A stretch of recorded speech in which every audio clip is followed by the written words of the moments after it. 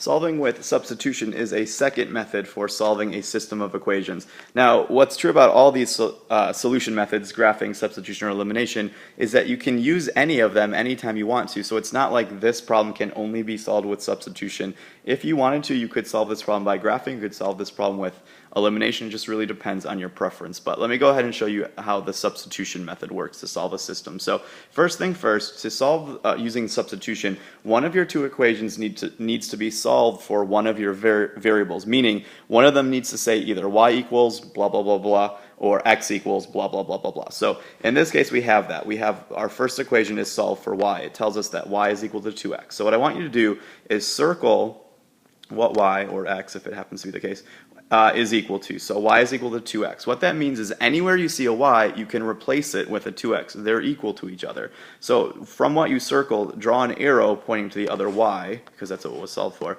in the other equation. And then what we're going to do is we're going to rewrite that equation, but in place of y, anywhere I see a y, I'm going to write a 2x instead. Everything else remains the same. So if like 4x stays 4x, instead of doing minus y though, I'm now doing minus or subtracting 2x. And then again, continue writing. Everything else remains the same. Think about when you have a substitute teacher. Your teacher is replaced. Your teacher's not there, but everything else is the same. The classroom is the same. The kids are the same. You're all doing the same amount of work, right? When there's a sub there. So everything is equal other than the teacher is gone and something has replaced it. Well, look what we have now. Why this is now easier for us to do, or possible for us to do, is we only have one variable. Well, two variables of only one different variable. And we can solve that algebraically. So let's combine some like terms. 4x minus 2x is 2x equal to 6, and I'll divide, and I get x equals 3. Well, when you get one answer, don't think you're done though, because we're looking for an ordered pair. We're looking for an intersection point, a solution to the system. So every x needs a y and every y needs an x. So once you find one variable, you're not done. What we'll do though is we're going to take that variable all the way back to the beginning and replace that value in one of the equations. So I'm actually going to go back and replace this in the very top equation, because it's kind of like a formula to find y. It says to find y, just do 2 times whatever x is. Well, I now know x is 3, and so when I multiply, I get y equal to 6. Now, if you gave me that as an answer, I'd be okay with it. Those are the two answers, 3 for x and 6 for y. But remember, what we're doing is we're actually finding a coordinate. So what I'd ideally like you to do is write that answer as an ordered pair. X is always first, no matter what order you found the variables in, and y is always second. So 3 comma 6 should be the solution to that system. Let's also go ahead and do one more example where it's not quite so easy. So again, I want to use substitution, although it's not the only method. I could certainly use a different one if I wanted to, but let me show you how the substitution method works.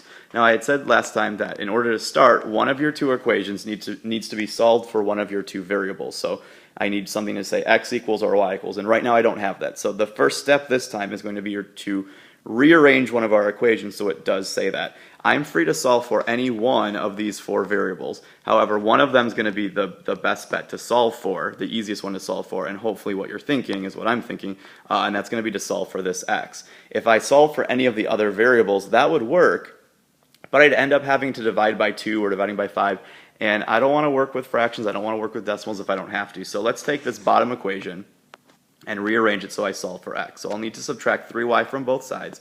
So my new equation is going to be x equals negative 3y and then plus 3. So now I'm free to go ahead and start substitution. So what I like to do is circle what I'm subbing in. So circle the negative 3y plus 3. I'm going to draw an arrow pointing to the x, because that's what this is equal to, in the other equation. So I'm going to point to that x up there. Don't try to sub into the equation you just rearranged from. It's going to be weird. You're going to get confused, and don't do that. So sub into the other equation, the one you did not rearrange. Okay, and then what I'll do is I'm going to rewrite everything, but in place of x, put negative 3y plus 3. So I have 2, and I want to show 2 times x, but in this case it's 2 times this entire quantity, so make sure you use parentheses, so 2 times negative 3y plus 3. And then remember, continue writing everything else out exactly the same as it was, so plus 5y equals negative 5. And then if you take a look, once again, why this has helped us is now I only have one variable. It's just a y, and I can solve an equation with one variable in it. So I'm going to go ahead and distribute, so negative 6y plus 6, and then plus 5y equals negative 5.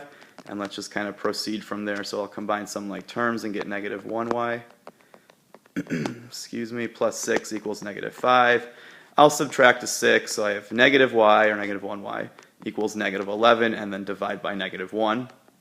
So y must be 11. Hooray, we got our first variable. But don't forget, you need a second one. Every y needs an x, and every x needs a y. So take your y back to the top and replace it in one of your equations. You can use either one, the top equation or the bottom equation, or you're even welcome to sub back into the equation you rearranged, which I like to do when I substitute, because again, it's kind of like a little formula. It says, in order to find x, use this formula. Do negative 3 multiply, come on pen, negative 3 times your y value, which we just found was 11, and then add 3 to that. That should be our formula to find x.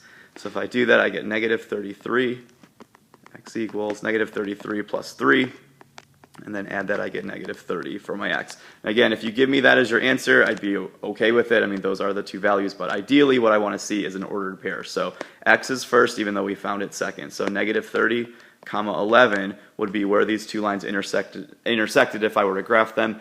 Those are the two values that make both equations true at the same time. So that is the solution to my system using substitution.